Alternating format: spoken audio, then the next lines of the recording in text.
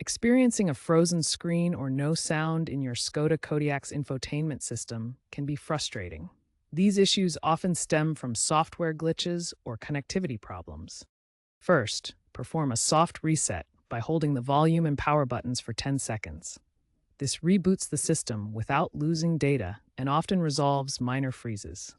If the screen remains unresponsive or there's still no sound, check all physical connections, such as USB cables for smartphone mirroring, and ensure Bluetooth devices are properly paired.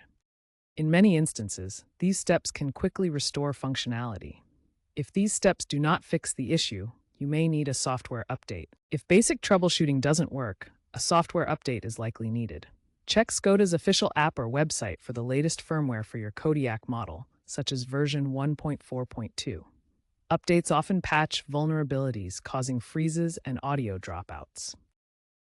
If updating doesn't work, try a factory reset via the settings menu.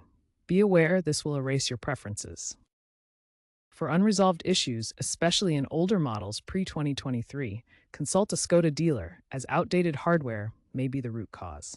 Looking ahead, Skoda plans to integrate MIB4 with faster processors and AI, promising fewer issues and seamless EV feature integration.